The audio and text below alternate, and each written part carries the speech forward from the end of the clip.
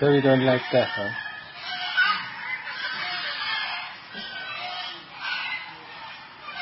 You don't like pain. We don't like unpleasant things.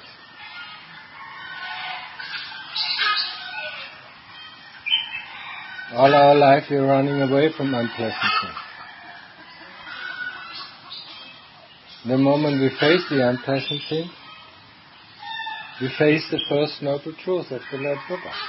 There is dukkha. Dukkha is everything that upsets us. Everything that brings us unpleasant feelings, or that makes us, puts us in a state of discomfort, restlessness, pain, suffering. That's dukkha. All of it is dukkha. Just can be a little bit of discomfort. It can be the hell of suffering. It's all dukkha. Dukkha is just a container for everything that we feel is not pleasant.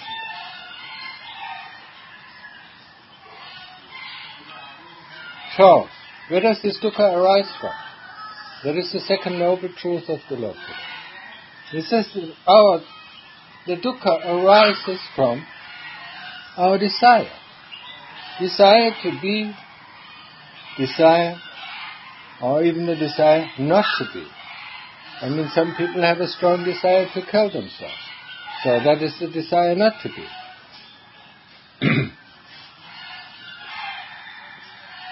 So desire is actually the cause for our dukkha. And when we look at our life, we desire so many things. There is not an hour that passes by where we don't desire anything. I mean, even if it's just a drink, even if it's just something, we have to look at something. Or we have to go to the toilet. Or we have to wash ourselves. Or we have to do this or do that. When we are in an environment like this forest ministry. When we are in the world, we desire much more. We see something, I want a coffee, I want an ice cream, I want a chocolate, and so on, and so on, and so on. Because we see. Or want to ride the bus or a bike or whatever. I want to go to the mountain, I want to go to the lake, I want to... Desiring this and desiring that.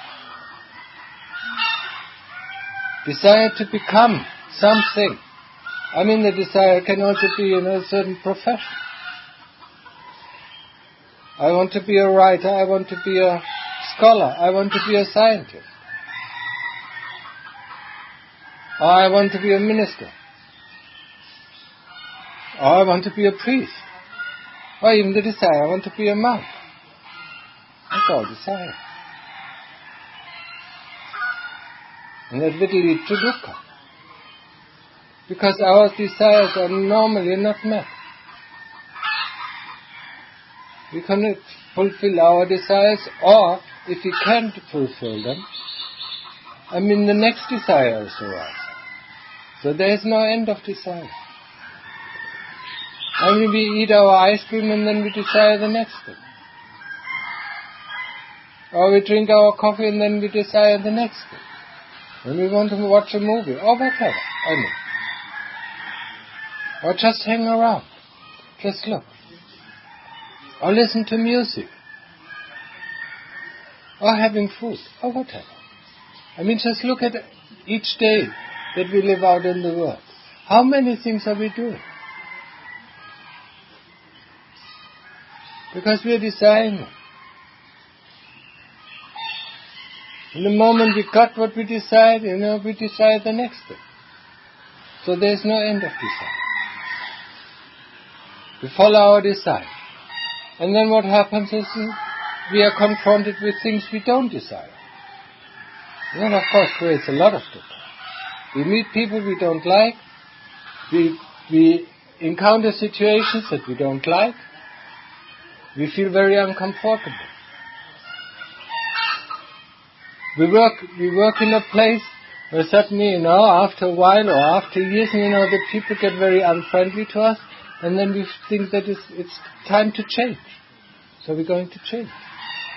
Getting a new job, or living in a new village, or living in a new town, or living in another country.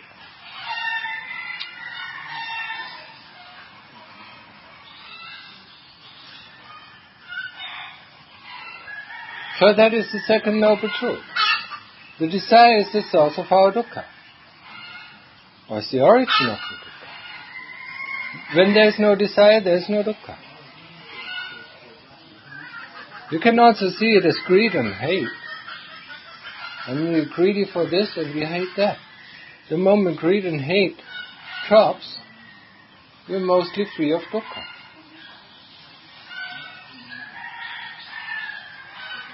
But that doesn't mean that the person who is free of greed and hate does not have any desire. He still has some.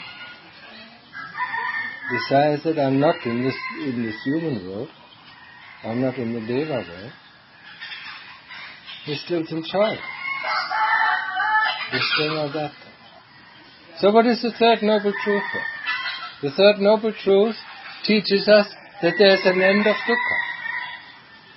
Oh, that's nice to hear. There's an end of dukkha. And the fourth noble truth, that is the path that leads to the end of dukkha. So, and that is what we mainly concentrate when we come here to this place. Practicing the path that leads to the end of dukkha. And to make it short and to make it memorable, it just comprises of 3 columns. Sila, that means the precepts, the 5 precepts, keeping the 5 precepts, not acting against the 5 precepts. That is what the first column. The second column is samadhi, the ability to concentrate and the ability to be aware of the things going on.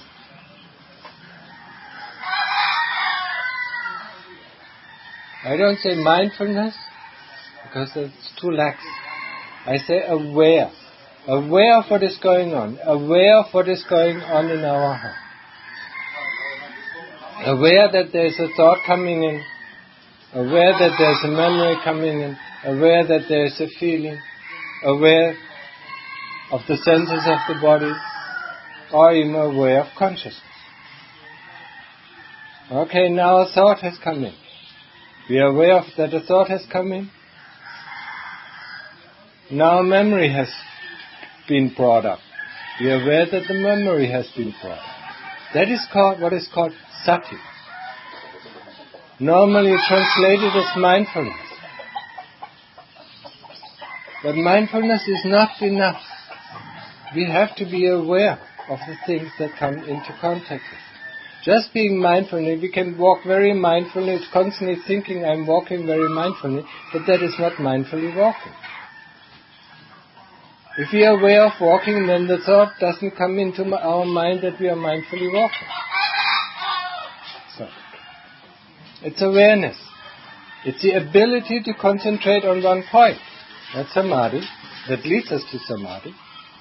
It leads us to one-pointedness. So we have to train this. And that is not an easy training. Because our mind just doesn't want to stay on one point. It always wants to go out for a stroll. To look for this and to look for that. To think about this and to think about that. To bring up memories of this and to bring up memories of that. So that's why it's extremely difficult. It's a very simple technique. The technique of samatha meditation is very simple. All what we need to do is put our concentration onto one point. That is either to the tip of the nose and feeling the breath coming in and feeling the breath going out. Or knowing that the breath comes in and knowing that the breath comes out. That's all. Or, if people think a lot, then the mental repetition of the word Buddha, Buddha, Buddha, Buddha, Buddha, and nothing else.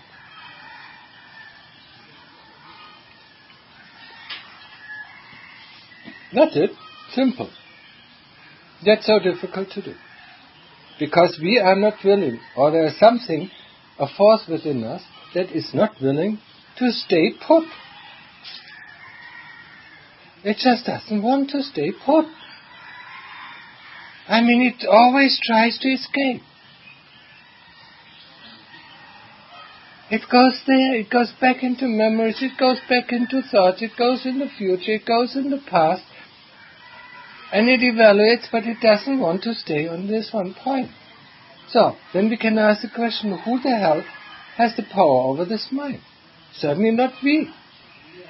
Somebody else. There must be some other force within our heart that has the control of what we, seemingly of what we do and of what we experience. Because we certainly realize the first time, we don't have control. I sit, for 5 minutes, and try to concentrate just on Buddha, and then the mind, after 2 seconds or 10 seconds or half a minute, goes out, and I think that is boring, just let's think about, what I'm going to do tomorrow. I mean, there's one force that, that wants us to practice meditation or learn meditation, and there's another force, that wants to go for a stroll and find some entertainment. I mean, most of us, started, at least, school. I mean, we all know when we had to read some textbooks and we didn't like it, it took us, our mind was going for a stroll as well. What am I going to do when I'm finished with this work? What am I going to do then, And we plan it instead of reading. And that means we are not concentrated. And now what we have to learn is a very simple technique. Being able to concentrate on one point. I mean, it helps us in any kind of respect. It helps us in worldly things, and it helps us in in the way of meditation. Because it leads us to one-pointedness. It can lead us. If it just hit this one point, and whenever the mind goes out for a stroll, we bring it back, just to this Buddha. And we resist all the temptations to go out. I mean, the mind slowly will converge. It slowly will converge. And the first thing that we notice, the mind stops thinking. That's interesting. Then we enter a realm that is very interesting. Where most of the people, of the ordinary people, never have been there. In a state of mind where there are no thoughts and where there is no memory. Well, that's interesting. We're not there. People believe the moment they stop thinking,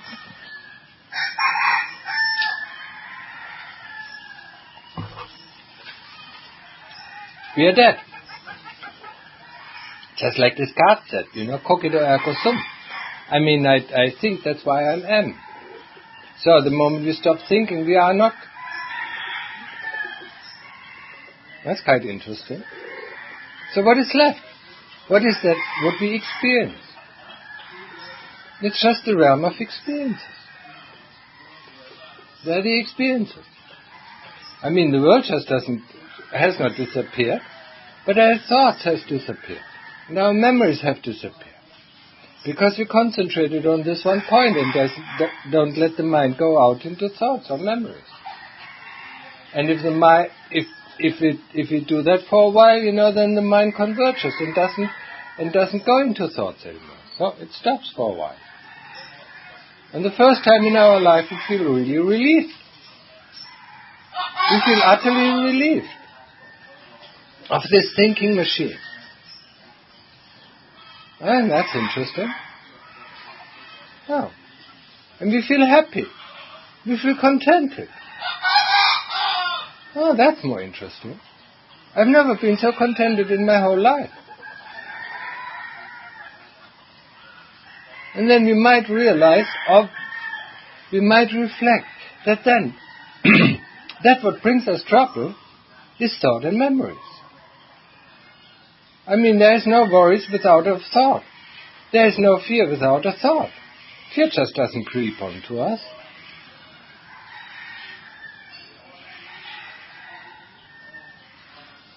So all our worries, all our fears, all our doubts, all our questions, cease to exist at that moment, when the mind converges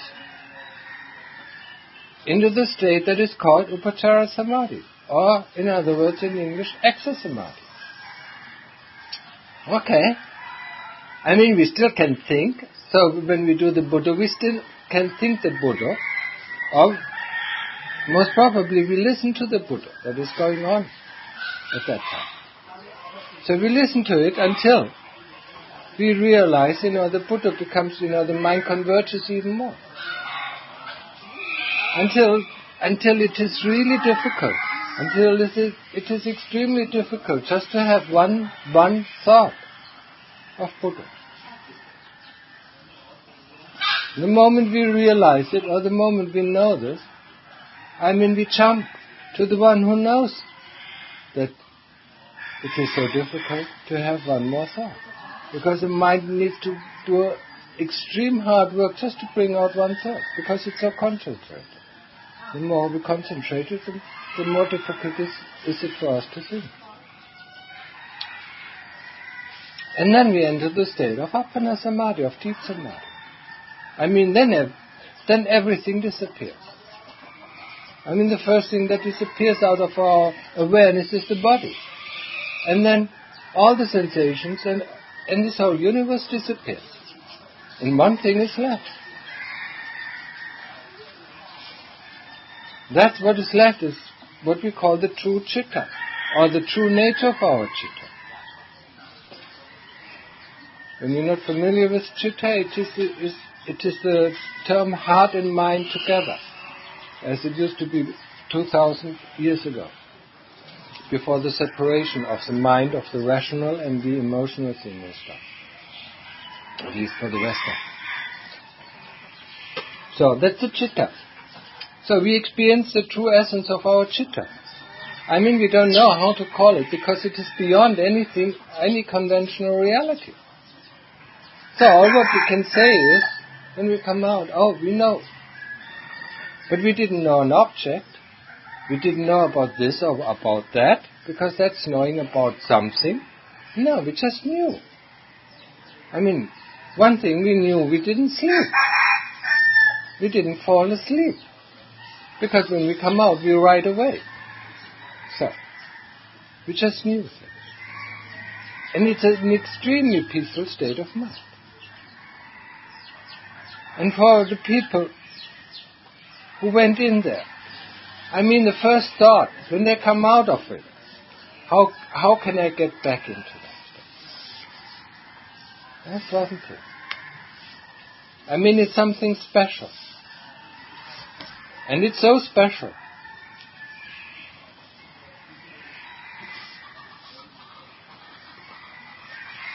that it is for us worth the try, worth the effort, worth each kind of determination we have to get into this state of mind, to get into this, what Anacha Mahabodha calls a preview of Nibbana. If you want to know what Nibbana is all about, if you want to know what the cessation of dukkha is all about, nothing else than Nibbana, then we can have a preview. Of course, a preview is not the same as the real thing. It's still a preview, but it comes very close to reality. So, you want to know what it's all about. What is Nibbana about? What does it mean, Nibbana? I invite you to put some effort and determination and practice and get there. Just see for yourself, and you will know for yourself. And you will know if it's worth or not worth. I can promise you, you want the first thing that you want is to go back into that, because it's so peaceful. You're in harmony with everything. I mean, people fight for harmony of nature. They fight for harmony in a society, and that's where it is. That's where it exists all the time. It has existed all the time. There's no disharmony in this point. There's no loneliness in this point. There's no fear in this point. There's nothing of this sort. Because we have found back to ourselves, our true self, or our true nature. We have finally come back home. But the moment we come out of openness and mind, of course we are back in this world. Right? So how do we achieve then that state of mind forever, without the need of coming back into the mess that we are right now, into the mess of dukkha, into the mess of unpleasant feelings, into the mess of coping with this or coping with this, worrying about this and worrying about that, fearing this and fearing that. I mean, that is the path of investigation. And that is the third column of the path that leads to the end of dukkha. It's investigation. And what do we investigate? I mean, we investigate what we think it is ourself. And what we think is ourself is made out of 5 components. Or the Lord Buddha called them groups. The first group is the group of the body. The second group is the group of feeling. That means pleasant feeling, unpleasant feeling, neutral feeling. The third group is this group of memory and association. So all kinds of labels are memory. Fourth group is thought. And the fifth group is consciousness. Mixed together makes us. When I think about me, when I think about myself, that's what it is made of.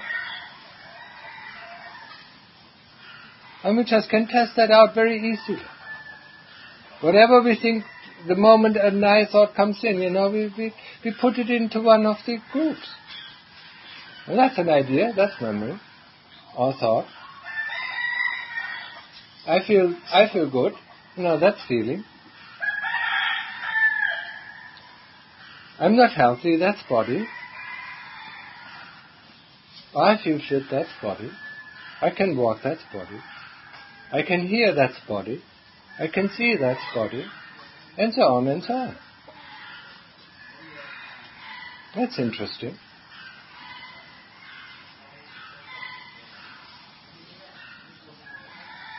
So everything that we think is us, is mine, belongs to us, is actually made out of a mixture of these 5 groups. Magic, isn't it? I mean, there seems to be so much to it. So much to our personality. And when we compare ourselves to other people, their personality seems to be so completely different. The best thing is that for us, when we come from a Western country and then suddenly jump, into a completely different culture. I mean, we think we were a completely different planet. We don't understand, and it takes us a long time, to understand. To understand the languages of the body, to understand, what is the meaning behind the words. I mean, we were raised in one culture, and we understand the values of this culture, or we understand the symbols that they use and what is behind as a value. We do understand that, but when we come into a different culture, certainly sooner or later culture shock will appear, and then we are thrown back, because we see that we cannot use our assumptions anymore. The assumptions do not hold in a different culture. Oh, that's interesting. So, I mean, just an example. Now, when I say this personality that seems to be so extremely complex and complicated is just made out of 5 groups. I mean, that sounds so easy, doesn't it? I mean, that cannot be. I don't believe this, wait a minute. Let's have a look at a computer. I mean, what can we do with a computer? We can hear music with a computer, we can watch movies with a computer, we can work with a computer, that means design, or we can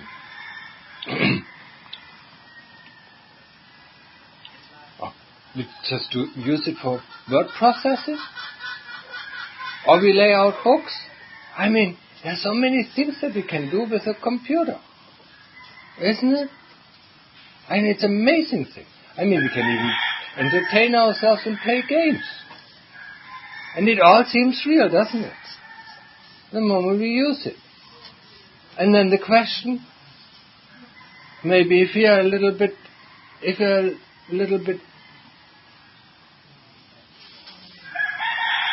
intelligent is not the right word. If you're a little bit curious, yeah, but it comes with some sort of intelligence. And to wonder, what? I mean, now I want to know, how does this computer work? So we first take the application software off, then we take Windows off, then we take the assemblers off, and then we go into the hardware. And then we only see, there's only two information that exists in this world of a computer. That is 0 and 1. Or in other words, this transistor is on and this transistor is off. I mean, it's amazing, isn't it? Just with two values, just with two inputs, or with two components, we can create a world that is so fascinating as a computer. And we can do so many things with it. And now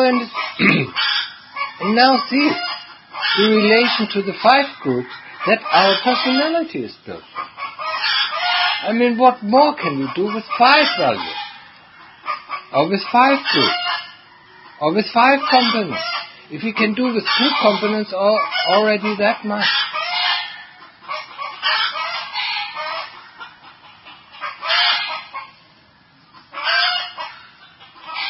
And maybe now we can believe, or we can trust, that everything that we think about ourselves is just belonging to one of these 5 groups. And so what is so magical about these 5 groups? That's what we are going to investigate. That's what we are going to understand. That's what we are going to try to understand by investigating, by reflecting. Because we have certain associations with it. I mean, the first group that we are going to investigate is the body. And with the body comes bodily feeling. So what is it? I mean, meditation, or the practice, is nothing else than, and now listen carefully, to reassess everything. There's not one thing that we do not need to reassess.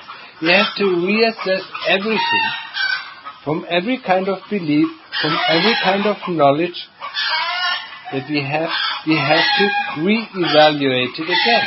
We have to reassess it, and we have to re-investigate it in order to understand what is actually going on. I mean, we live in the world of symbols.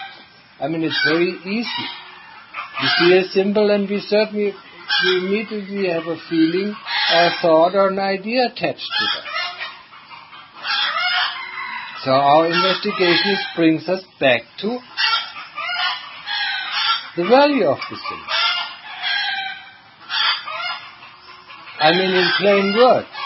For instance, what is sickness? When we call ourselves sick, when we call ourselves we have fever, what does it mean? What is it? In other words, listen very carefully. I'm talking about the experience that stands behind the symbol.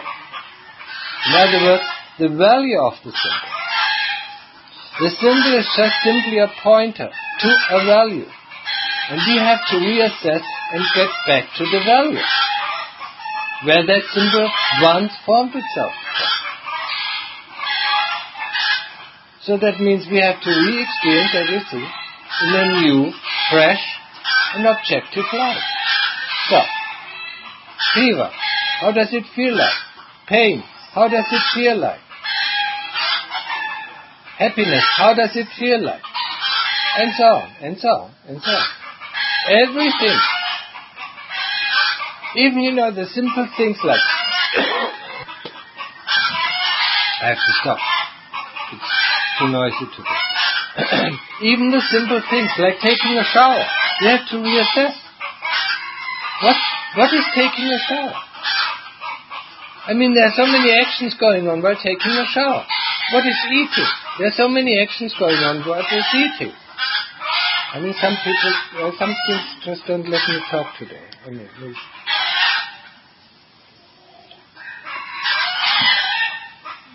I stop, they stop. When I start, they stop.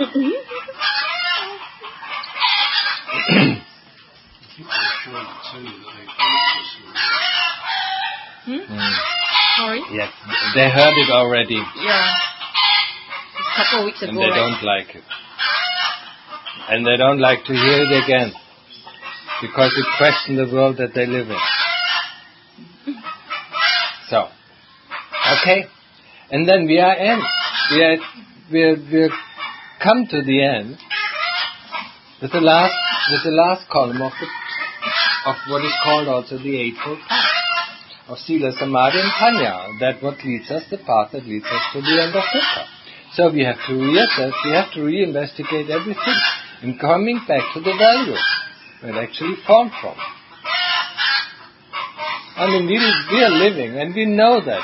The more we study, the more we're living in an ivory tower. We have to get back down, we have to take the stairs and come back down to the ground, to understand, Most of the people, most of the scientists, at least in my community, they had no relation with the body whatsoever. They didn't even know what the body was, they just fed it, and put it to sleep. But what they were doing all day long was thinking.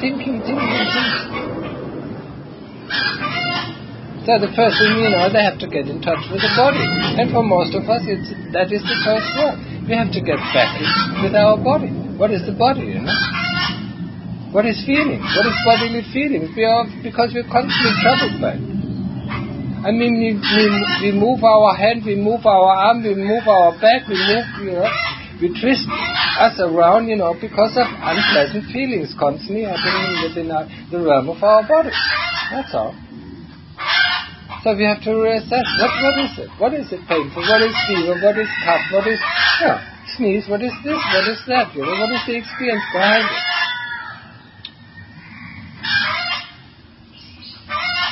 And then, if you understand that, that will lead to the end of the trouble. But we understand it in a way that our mind or our brain cannot understand. Because this kind of understanding is beyond the world of thoughts. It's beyond the world of imagination. So if I could tell you, what the understanding is like, you didn't need to do the practice. But because we need to do the practice is because we have to see with our own inner eyes. We have to feel with our own inner feeling. Or with our very own heart, our chitta. Everything new until we understand. And we have to do that 10 times, we have to do that 100 times, 1,000 times, always the same thing. Maybe 1,000,000 times, and if we are stupid enough, maybe 1,000,000,000 times. Before we can understand it. What is behind? The moment we understand, the chitta lets go. Because it sees that moment it understands it was a false assumption. It was a wrong assumption. It was a false conclusion. The moment that chitta sees it, it lets go. Okay. Then we've got 1 feather left, or 1 kilesa left. What else? So in this is I end the talk. My voice is